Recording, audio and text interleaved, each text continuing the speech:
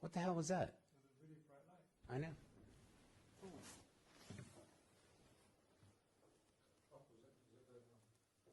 I don't know. It's almost like lightning. Because it's a big flash. And then...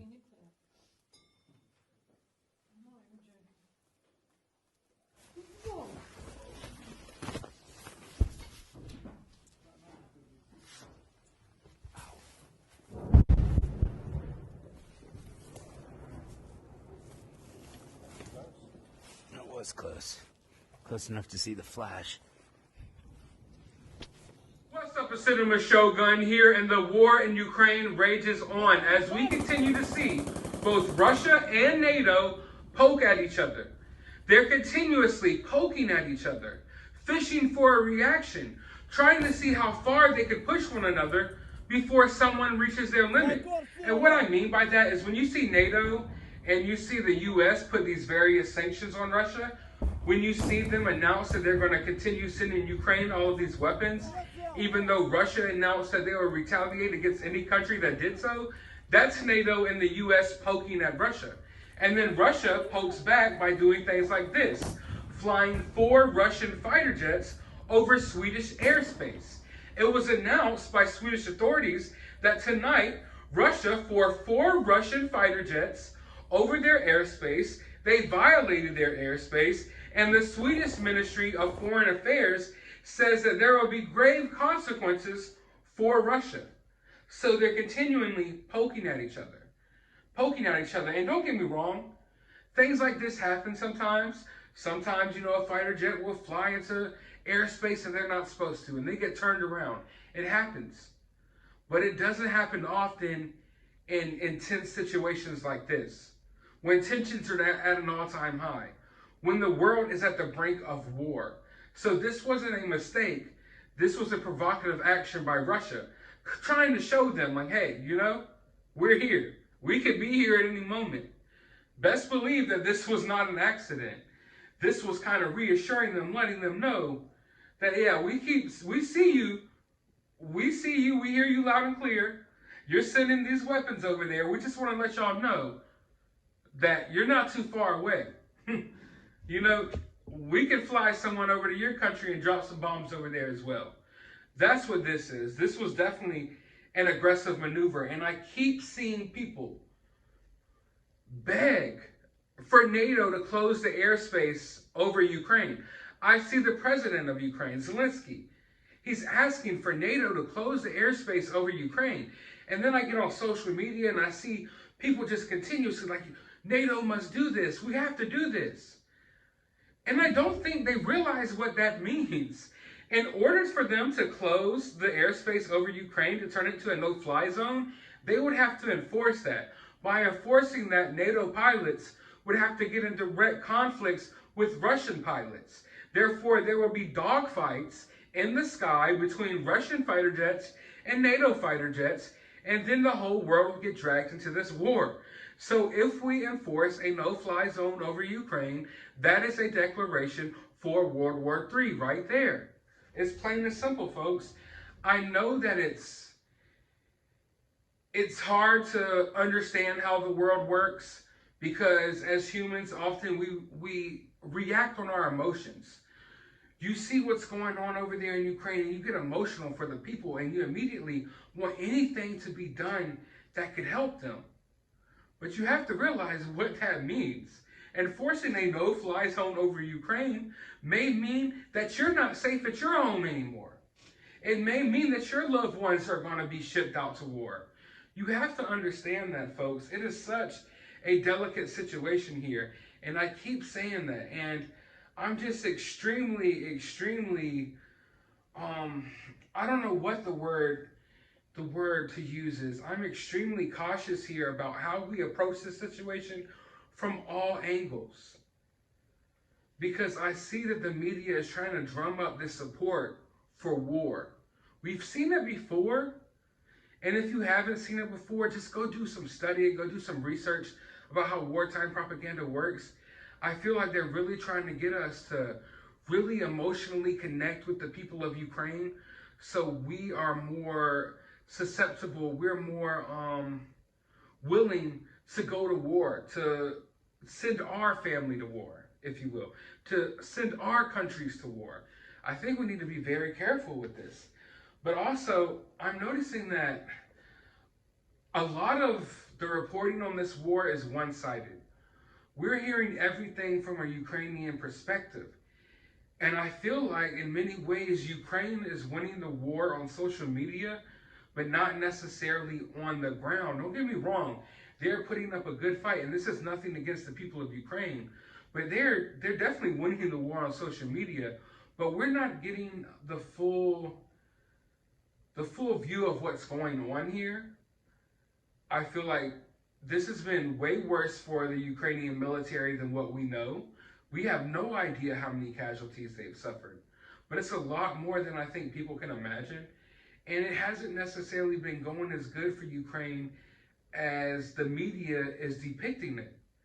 For instance, their biggest city, or one of their first major cities to fall in Ukraine, was Kherson. It was, I believe that's how you pronounce it, it was taken over by the Russian military. That was just earlier today, or according to where you live, it was yesterday. And that's just one of many cities to come, if you ask me, because a lot of these initial forces that we've seen clashing in Kiev and Kharkiv and these various other regions, those weren't the main invasion forces. A lot of those were like preemptive strikes, and they were sending out, small amounts of troops, I guess, feel out the situation. A lot of them lost their lives, but we haven't seen the full scale launch of this invasion yet, if you will. We haven't seen them use the amount of manpower that they do have at their disposal. And I think it can get really bad, and I think that it's important to understand the reality of the situation instead of only looking at it from one side and getting taken totally by surprise when you realize that half of Ukraine just got wiped out by the Russian military. Because we are on the brink of something like that happening. At the end of the day, yes, the Ukrainian military can hold out. Yes, the Ukrainian people can hold out, but how long can they continue to get shelled? How long can they continue to get hit with these thermobaric bombs? I'm talking about, you haven't even seen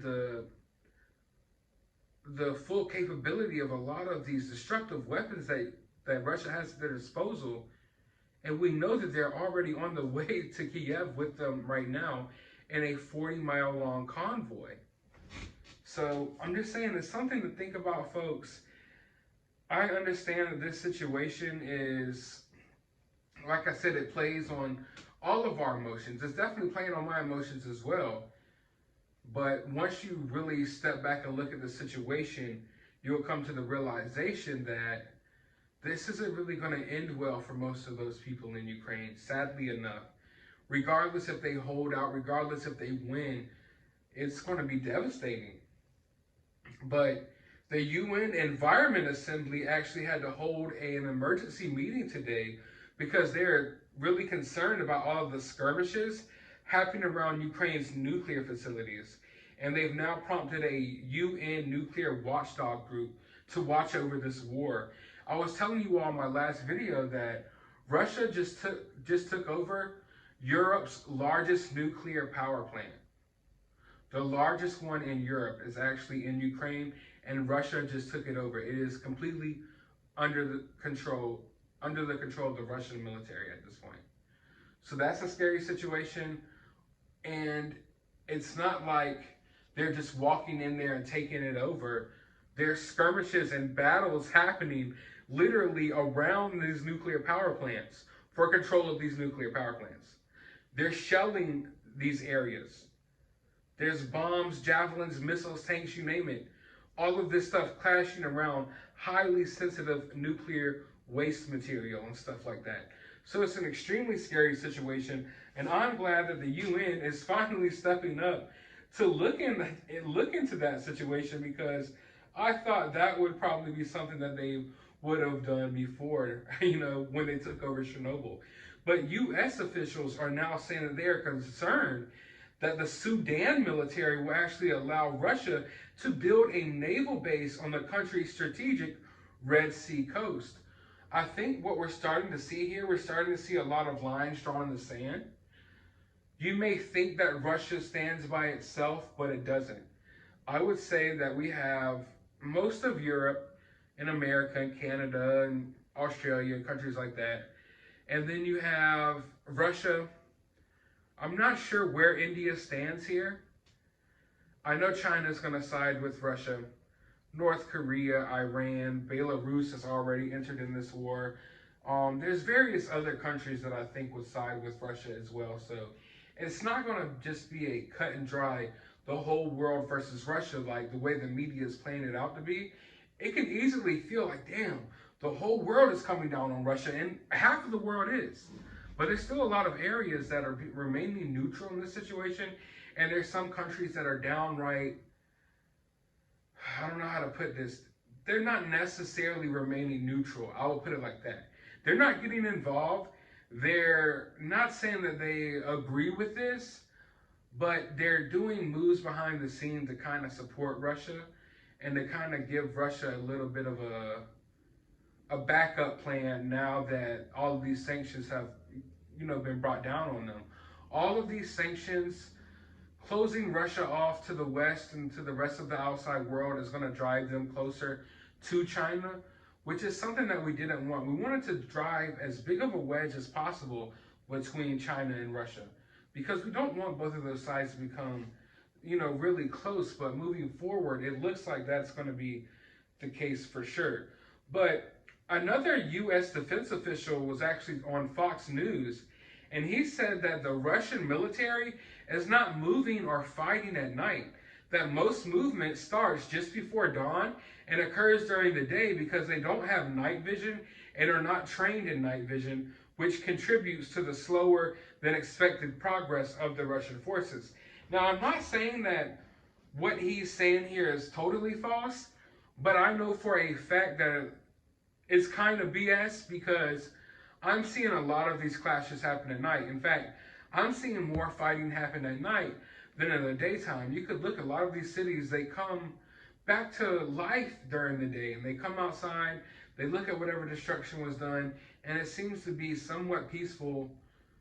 Well, as peaceful, I guess you could say, as a war zone could get. During the day, most of the intense fighting I see happens at night, but there's still fighting happening during the day as well. But just to say that that there's really no movement at all at night is definitely wrong, because as soon as night hits, it seems like that's when we start seeing the action pick up.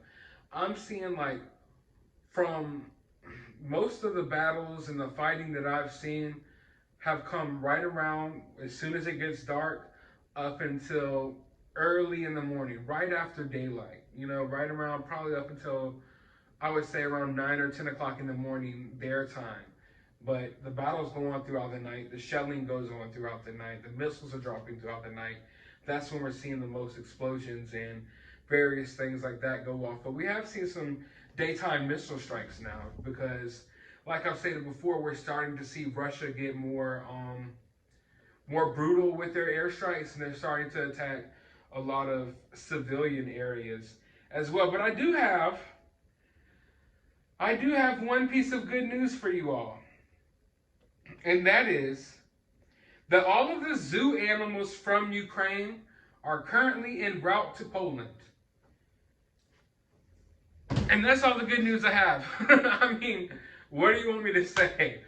This is a completely devastating situation. It's a bad situation. No good news comes out of war. No good news comes out of war. Depending on what side you're on, you might think it's good news, but it's still bad news for someone in the long run.